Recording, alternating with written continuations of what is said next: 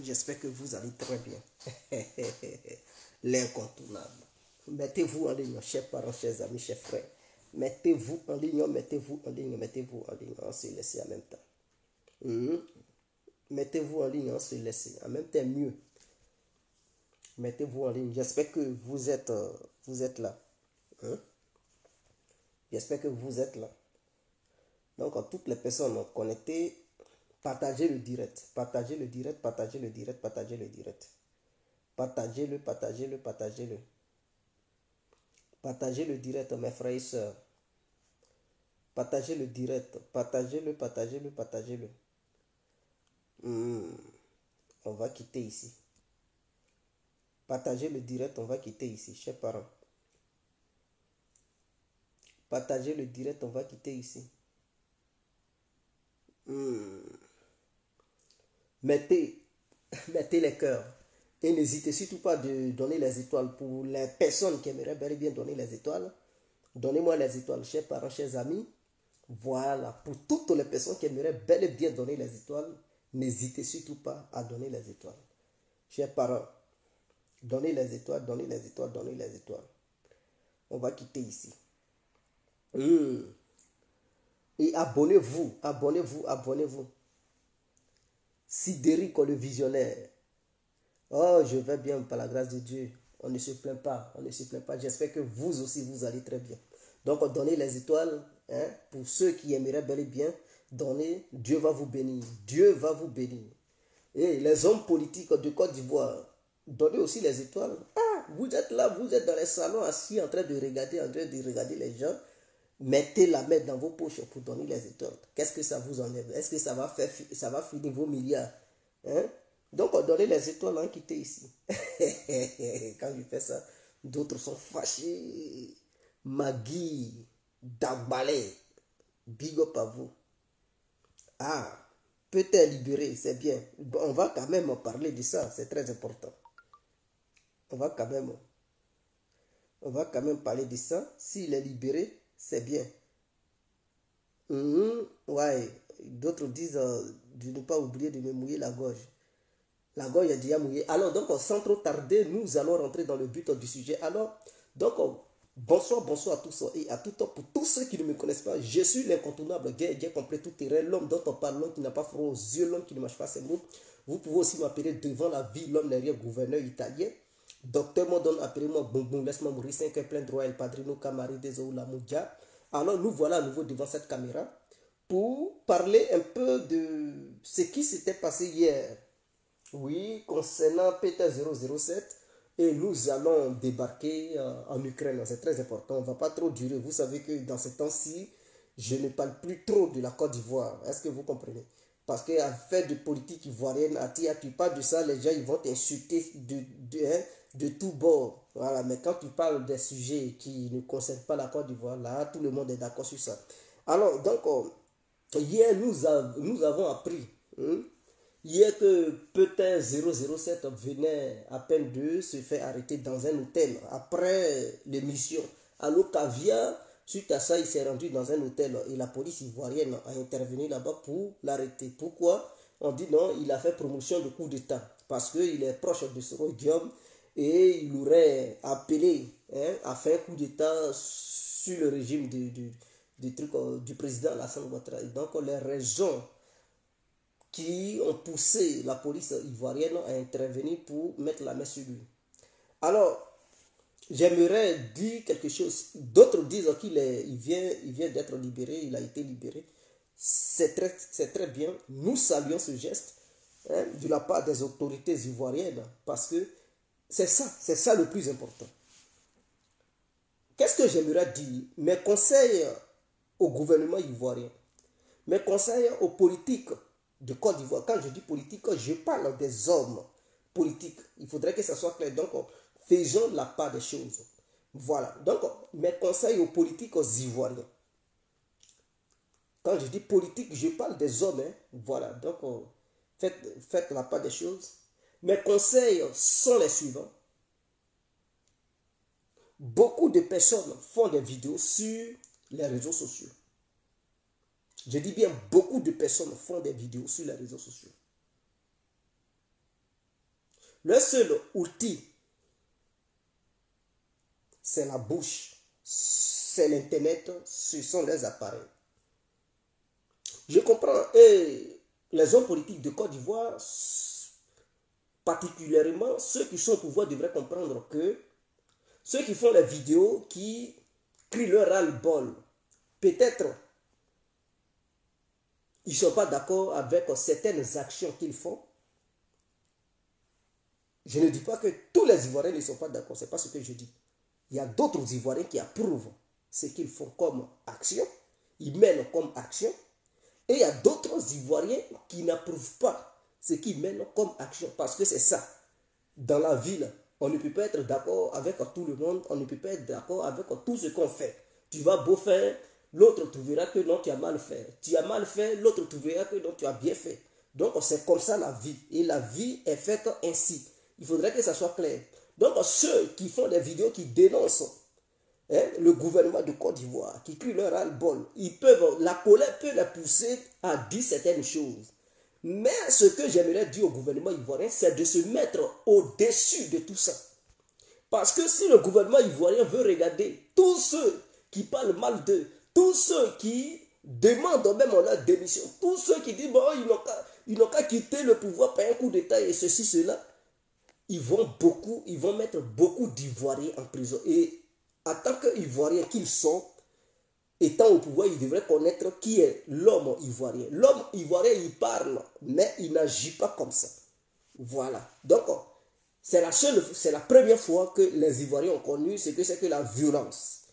Si ce n'était que Soro Diom qui allait apporter une violence inouïe, qui a frappé la Côte d'Ivoire dans sa profondeur, et les Ivoiriens, pour la première fois, ils ont connu ce que c'est que la violence. Nous, Ivoiriens, on parle, on a grande bouche, mais on n'est pas violent à la base. Nous ne sommes pas violents à la base. Et s'il y a eu violence en Côte d'Ivoire, à un moment donné, les grandes puissances ont mis de l'huile sur le feu. Ils ont encouragé ça. Sinon, entre nous, Ivoiriens, s'il n'y avait pas histoire de manipulation derrière, il n'y avait pas histoire de grande puissance derrière, entre nous, Ivoiriens, on allait trouver un terrain d'entente. Je pense que c'est clair. Parce que si deux Ivoiriens sont fâchés et qu'ils dialoguent, ils trouvent un terrain d'entente. Mais ce qui s'est passé en Côte d'Ivoire, il n'y a pas eu terrain d'entente, c'est parce qu'il y a eu intervention d'ailleurs. C'est-à-dire, l'extérieur était impliqué dans cette affaire. L'extérieur a manipulé les Ivoiriens. L'extérieur a fait que les Ivoiriens se sont cognés les têtes. Mais l'Ivoirien seul qui prend sa caméra, qui parle, qui n'est pas manipulé par l'extérieur, il ne peut pas allumer, il ne peut pas détruire un pays, il ne peut pas faire un coup d'État, il ne peut pas faire n'importe quoi au pays. Donc je demande aux autorités ivoiriennes de se mettre au-dessus de tout ça. Mettez-vous au-dessus de tout ça, c'est ça. Quand on dirige un pays là, c'est ça, il faut encaisser les coups. C'est ça un patron, c'est ça un leader. Parce que le leader, s'il ne veut pas encaisser de coups, s'il ne veut pas entendre n'importe quoi, ce n'est pas la peine de devenir leader. Ce n'est pas la peine de devenir leader, parce que quand tu es leader, tu es la cible de tout le monde. En tout cas, la majeure partie de ta population va taillir.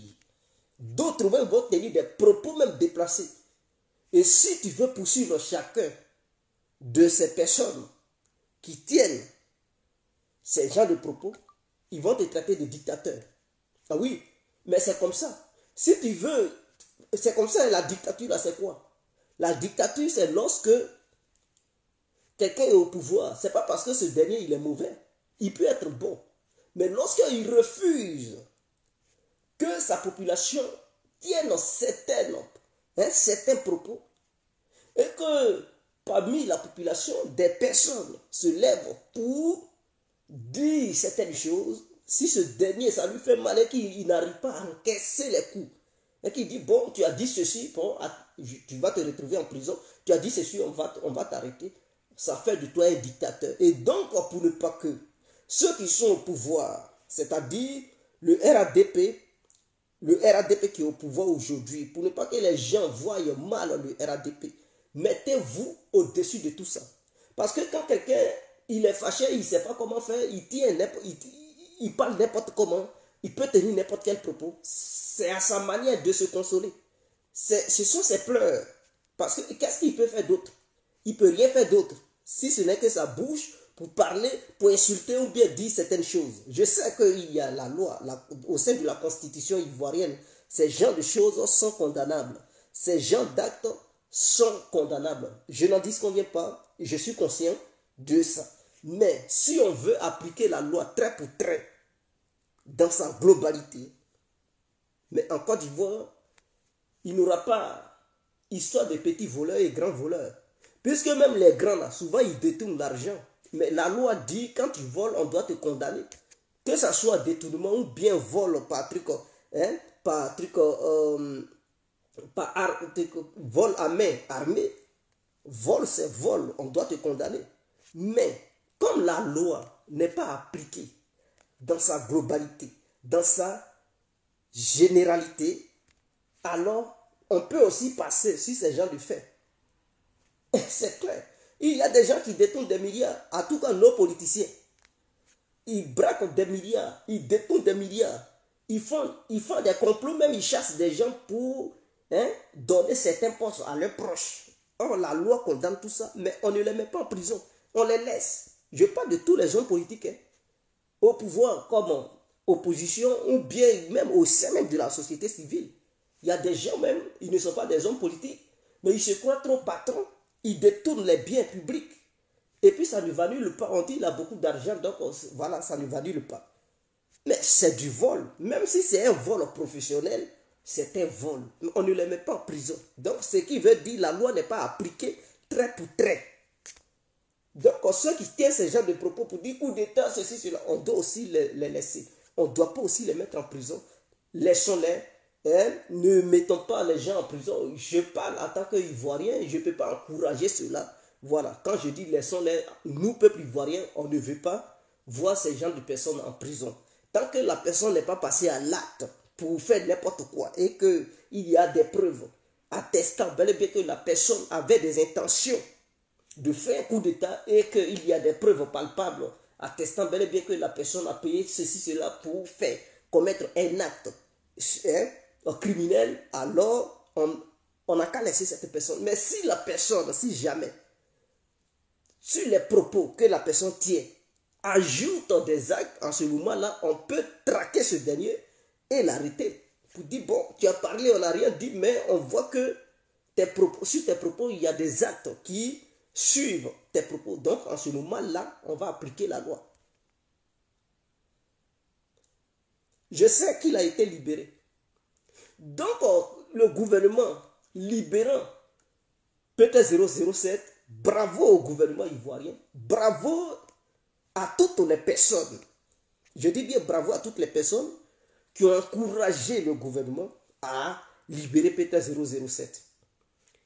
Tous les hommes politiques qui ont dit, bon, libérez-le, je salue ces gens-là. C'est-à-dire des gens même du pouvoir, parce que il a été arrêté. Il avait été arrêté. Mais je ne pense pas que tous les cadres du RADP soient heureux de son arrestation. Ils n'étaient pas tous contents. Il y avait peut-être certains qui étaient contents, mais d'autres étaient contre. Ils se disaient, mais bon, il ne sert à rien. Pourquoi on va arrêter lui là? Qu'est-ce qu'il va nous apporter? Libérons-le, il ne sert à rien. Il parle pour ne rien, il a fait seulement des vidéos, laissons tomber. Voilà, il y a des gens au sein du RADP qui ont raisonné comme ça, qui se sont dit comme ça. Et peut-être qui ont poussé leurs camarades au cadre du RADP pour dire, bon, libérons le petit, libérons le jeune. Ça ne sert à rien de l'arrêter et tout. Et c'est suite à ça, peut-être, la justice a agi. Ou bien le procureur a dû dire, bon, ça ne sert à rien et tout, on va... Bon, et puis ils l'ont libéré. Et bon, je salue ces gens de trucs d'actes. Ces gens d'action-là sont des actions salutaires. Ces gens d'action sont des actions salutaires. Maintenant, tous les opposants aussi qui ont soutenu, peut-être pour demander au gouvernement de le libérer, je salue toutes ces personnes, la société civile, les membres du gouvernement qui ont fait un barrage pour demander sa libération, je les salue.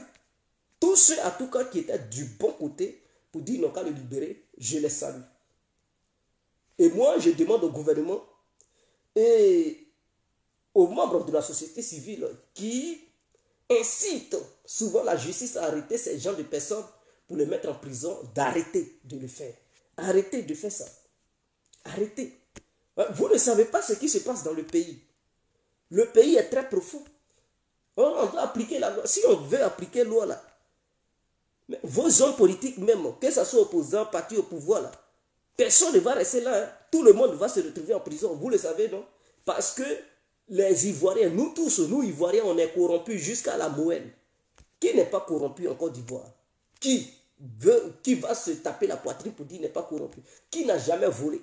Donc tout le monde vole, tout le monde est corrompu. Si la loi doit être appliquée, elle devrait être appliquée. Il n'y a pas histoire de dire, lui là, il a fait propagande dans des trucs de coup d'État, lui là, il a volé. Bon, on peut voler, c'est bien. Mais si on fait propagande de coup d'État, c'est mauvais. Non, non, non, la loi, elle est la loi. Tu voles, tu fais propagande de coup d'État, on doit te poursuivre. C'est clair, il a fait propagande, mais il n'a pas tué. Si la personne passe aux actes, là, on peut voir que non, c'est grave. L'heure est grave, on doit appliquer la loi pour dire, bon, on arrête cette personne. Donc, voici un peu ce que je tenais à dire. Ce que je tenais à dire. Donc, je salue tout le monde. Peut-être, la prochaine fois, il ne faut plus faire ce genre de vidéos pour dire, il faut faire coup d'État. Si tu n'es pas d'accord, moi, c'est ce que je dis. Tu n'es pas d'accord avec un homme politique, qu'il soit opposant ou au pouvoir, il faut dénoncer ce qu'il fait, qui ne te plaît pas. C'est-à-dire, s'il a voté une loi, par exemple, moi je dénonce la loi du gouvernement ivoirien qui interdit les véhicules qui ont plus de trucs de 6 ans. Les véhicules qui ont plus de 6 ans, qui sont interdits de rentrer sur le territoire ivoirien. Moi, je dénonce ça. Parce qu'ici en Europe, des gens, ils ont des véhicules de 90. Ça roule ici. Il y a des gens, vous voyez les véhicules de l'année 2016. Ah tiens, quand tu vois ça, on dirait même ça vient du truc d'une usine. C'est propre comme ça. Il y a d'autres même, ils n'ont même pas encore conduit pour eux. Ils ont fait 1000 km seulement, ils ont arrêté. Et ils vendent ça. Ils vendent ça, c'est moins cher. Tu prends la caisse, tu vois ça, toi-même tu dis waouh. Même il y a des hommes politiques qui roulent dans ces genres de caisses. De même année, tu vois le modèle de la caisse, tu restes tranquille. Mais il y a une loi qui empêche les gens d'envoyer des véhicules. Et ça, c'est anormal. Les pays où ils fabriquent des véhicules, ces pays-là utilisent encore des véhicules des années 2000. 2000, 00 là, 90. Mais en Côte d'Ivoire, où on ne fabrique même pas aiguille, on interdit ce genre de choses. Je pense que c'est malsain et le gouvernement devrait revoir cela. Voilà des choses qu'on peut dénoncer. Voilà des choses qu'on peut dénoncer. Maintenant, un homme politique qui a des trucs, qui a des tendances suicidaires à vouloir détruire toute la population ivoirienne à travers les armes, on doit dénoncer ce dernier parce qu'il a une influence et il a les moyens financiers de ses discours ou de ses actes qu'il veut poser. Les hommes politiques, ils sont comme ça. Mais un simple cyberactiviste, il a quoi pour payer quoi, pour faire quoi? Il n'y a que ses discours. Donc, laissons ces gens de personnes. Donc, peut-être la prochaine fois, il ne faut plus faire de propagande. Si Ouattara déconne et que tu es énervé, il faut le dénoncer à tia. Maintenant, si ce sont des clashs sur les réseaux sociaux entre vous, entre nous les jeunes, il n'y a pas de souci. Tu es libre, tu peux clasher. Oui, tu peux clasher. On le sait. Il y a des clashers qui vont en Côte d'Ivoire. Voilà, il n'y a rien. Les Yaka Yaka passent là-bas, les Don Giovanni défilent là-bas. Et puis, qui encore? Il y a beaucoup. Parce que l'Ivoirien, il est connu pour son histoire de clash. Maintenant, à cause des clashs, si quelqu'un s'en va porter plainte, c'est qu'il n'est pas Ivoirien. C'est qu'il n'est pas Ivoirien. Lui, là, on doit chercher d'où il vient. Voilà. Parce que les Ivoiriens, ils sont comme ça. Donc, je salue le gouvernement qui a pris les bonnes décisions en le libérant. Peut-être la prochaine fois, il ne faut plus faire ce genre de choses. Maintenant, tous ceux qui ont tenu ce genre de propos, que ce soit la petite qui est aux États-Unis, là, comment elle s'appelle même? Abeille ou quoi là? Guêpe, ceci, cela là. Répentez-vous. Hein? Si vous pouvez faire des vidéos pour demander pardon, Je ne dis pas de supplier le truc le gouvernement ivoirien, c'est pas ça que je dis. Mais si vous pouvez demander pardon par rapport à certains discours que vous aviez tenus dans le passé, disant hein, qu'il fallait renverser le gouvernement ivoirien, ce n'est pas le cas. Ne faites plus ça. Plutôt tenez des discours sensés, les discours qui vont aller dans le sens de rassembler vos militants et militantes à aller se faire enrôler et battre le RADP le jour J. C'est-à-dire en 2025, c'est dans les urnes. Donc au lieu de tenir des discours pour dire on va renverser, non. C'est le moment de sensibiliser la jeunesse ivoirienne à aller se faire enrôler. Chacun doit faire son passeport ou sa pièce nationale d'identité pour être prêt le jour J pour qu'il puisse aller dans un bureau de vote pour voter et choisir son candidat. Si Ouattara vous énerve tant, si le RADP vous détestez ça tant, c'est le moment, enrôlez-vous. On ne reste pas dans la maison pour crier oh, oh, Ouattara, il m'énerve, oh, oh, ceci, cela. Amadou, je dis, père à son âme. Ou bien Adama Bitogo, lui là, il m'énerve, j'ai envie de lui donner un coup de poing. Ce n'est pas ça qu'on veut. Tu es trop fâché par rapport à Adama Bitogo. Tu es trop fâché contre Alassane Ouattara. Tu es trop fâché contre, comment il s'appelle, Ibrahim, le petit frère d'Alassane là. Le ministre de la Défense, tu es trop fâché contre lui, va te faire enrôler. Le jour J, tu regardes son visage qui est sur la photo et puis tu dis Dakassia, Dakassia. Et puis tu dis je ne te vote pas. Et tu votes l'autre. Voilà, c'est une manière de donner une bonne correction au candidat du RADP. Et donc je demande à tous les Ivoiriens qui tiennent des propos déstabilisateurs de se repentir. Donc voici un peu. White Dev. Oui. Moi je dénonce ça. Hein. Si il y avait possibilité d'envoyer ces gens de véhicules, vraiment. Ici, il y a des véhicules qui sont qui roulent encore. Ah, pourquoi en Côte d'Ivoire on interdit ça? Chacun pouvait dire, ah, je veux acheter un petit véhicule pour ma vieille, pour chercher au moins un chauffeur pour faire déplacer la vieille. On dit non, ça ne rentre pas. Mais il y a des vieux véhicules, il y a des vieilles véhicules là-bas, au pays, des Toyota, les Waro, les Baka, quand ça brûle là, ça peut tuer, ça roule là-bas. Mais les véhicules de 2015, de 2016, on dit non, ça ne rentre pas en Côte d'Ivoire. Ah, on est où là? Des véhicules de 7 ans, de 6 ans, on dit non, ça ne rentre pas en Côte d'Ivoire. Ah, pourtant il y a des vieux Waro au pays là-bas. Ça roule seulement. Personne n'empêche ces gens de Waro de rouler. Mais on dit qu'il ne faut plus les véhicules vont. Vraiment, ça me fait mal en fait. Donc le gouvernement n'a qu'à sciencer pour revoir cette loi. Si le gouvernement peut suspendre un peu cette loi pendant 2 ans, ça va faire l'affaire. Ça va faire l'affaire. Il y a des vieilles femmes qui ont besoin de se déplacer, qui ont besoin d'un petit véhicule. Voilà. Si cette vieille, par exemple, elle a quelqu'un, elle a son fils, il peut acheter un truc pour dire, ah, ça c'est pour ma vieille. Elle va se déplacer pour aller peut-être au champ, ou bien aller au marché, ou bien aller faire ses courses. Voilà, c'est clair. Mais si tout est bloqué là, on fait comment? En Côte d'Ivoire, si on dit non, ils vendent des véhicules là-bas, je ne sais pas, ils font des montages de véhicules, mais chacun a sa marque qu'il veut. Si ta marque de véhicule que tu veux acheter, ça n'est pas en Côte d'Ivoire, tu fais comment? Et que ou bien tu vois, ce qu'on te propose en Côte d'Ivoire, c'est cher. Mais pour ici, vous savez, il y a un vieux père en Belgique, là. Il a acheté Range Rover à 9 000 euros. Est-ce que vous comprenez? Range Rover, est-ce qu'en Côte d'Ivoire, on peut vous donner Range Rover à 9 000 euros? C'est deuxième main. Mais c'est un truc en année 2016 à 9 000 euros.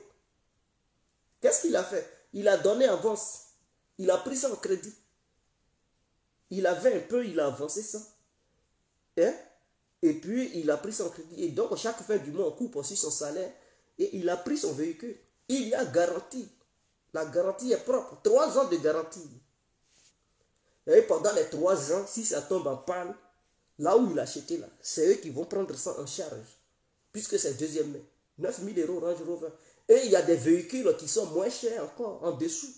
Tu vois les vraies caisses en Mercedes, en 2015, 2016, 2017, Atia. C'est dans les 4 000 €. Mais en Côte d'Ivoire, là, tu vois les vrais Mercedes, hein?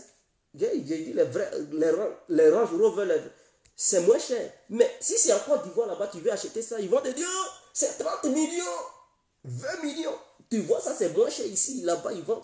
Même chose, hein, deuxième main là, hein, qui a duré dans la main de quelqu'un, il a conduit ça en Côte d'Ivoire là-bas pendant longtemps. Il va te proposer là-bas, il va dire non, c'est 20 millions ou bien 15 millions. Pourtant, ici, tu peux avoir ça moins cher. Donc, vous comprenez, la loi là, ça bloque beaucoup de choses, ça bloque beaucoup d'opportunités. Bon, je ne parle pas des gens qui ramassent des véhicules qui sont gâtés, qui peuvent tuer des gens, et ils embarquent ça, ils envoient ça en Côte d'Ivoire pour aller faire woro. Je ne parle pas de ça. Il y a des gens qui veulent acheter des vrais véhicules. Hein? Ce n'est pas pour faire woro, mais des véhicules personnels. Vous les bloquez ici, là. Les nouveaux véhicules sont chers. Une personne ne peut pas s'endetter pour un nouveau véhicule. Mieux vaut acheter une maison en même temps. S'endetter, prendre maison pour être propriétaire, c'est mieux que d'aller s'endetter pour prendre un véhicule neuf. Non, mieux vaut prendre un véhicule de seconde main. C'est très important. Sion Mokhtar. Oh, il dit, je viens quand en Côte d'Ivoire. Je vais venir en Côte d'Ivoire. Ne t'inquiète pas, mon frère. Je vais venir en Côte d'Ivoire. Alors, donc, du coup, c'est ce que je tenais à dire. En dehors de ça, alors, l'Ukraine a perdu au moins 500 000 soldats. Oui. Vous savez, je vais vous dire quelque chose. Quand vous regardez les médias européens, les médias occidentaux, ce qu'ils disent, en disant que c'est pour la Russie, là, non, non, non, c'est pour l'Ukraine en fait. Qu'est-ce que vous n'aviez pas entendu? Vous aviez entendu, non, que la Russie avait perdu 100 000 soldats. C'est l'Ukraine qui donnait les chiffres des Russes, hein, comme s'ils étaient au sein de l'armée russe, comme s'ils connaissaient le nombre. En fait, c'est le nombre de leurs propres soldats qu'ils donnaient en fait. Et ils disaient que c'était des soldats russes. Quand ils disaient que non, la Russie a perdu 50 000, 60 000 ou bien 100 000 soldats. Et il y a des médias, on dit non, les services de renseignement anglais, le MI6, la CIA ou bien ceci, cela, la DGSE, ceci, cela ont donné des chiffres disant que non, la Russie a perdu 100 000 soldats. En fait, c'était des soldats ukrainiens en fait. Mais ce ne sont pas les vrais chiffres. Les vrais chiffres là. Je dis bien les vrais chiffres, c'est que l'Ukraine a déjà perdu 150 000 soldats qui sont morts. 150 000 soldats. Maintenant, quand on associe les blessés, parce que les 150 000 là, ce sont des gens qui sont morts directement. Maintenant, en dehors d'eux, il y a d'autres qui ne sont plus aptes à aller au combat parce qu'ils ont été blessés. D'autres ont des jambes coupées, bras coupés, des yeux cassés, d'autres même. Vous comprenez? Donc, sur 100 000, ici la Vendélienne, elle a dit à la télé que non, c'est 100 000 soldats ukrainiens qui sont morts. Mais non, en réalité, c'est plus élevé que ça. C'est plus élevé que ça. Donc, pour un soldat tué, vous devez savoir qu'il y a au moins 4 ou 5 personnes blessées. Est-ce que vous comprenez? Donc, les morts là, les morts qu'eux-mêmes ils reconnaissent que l'Ukraine a perdu, multipliez ça par 4 au moins, ou bien par 5 pour trouver le nombre juste. Voilà pourquoi l'Ukraine a fait, passe son temps, a fait plusieurs mobilisations. Est-ce que vous comprenez? Parce qu'au départ, l'armée ukrainienne était nombreuse que l'armée russe. Parce que les Russes, ils sont partis en Ukraine avec 170 000 personnes.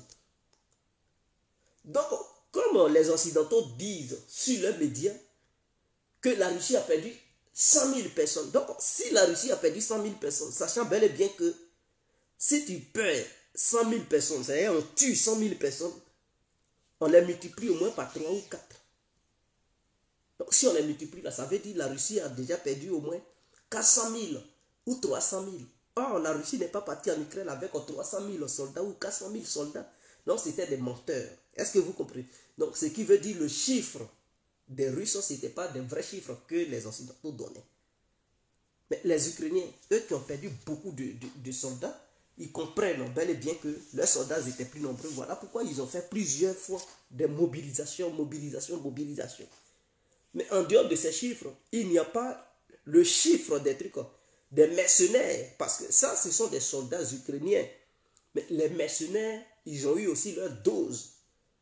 Dans chaque pays de l'OTAN qui a envoyé des soldats, leurs soldats meurent. Ils ne les comptent pas parmi les soldats ukrainiens. Donc les Russes font un boulot vraiment très colossal. Donc vous comprenez. Donc sur ce, on se laisse. Je vous remercie et je vous souhaite une très bonne nuit. On est ensemble.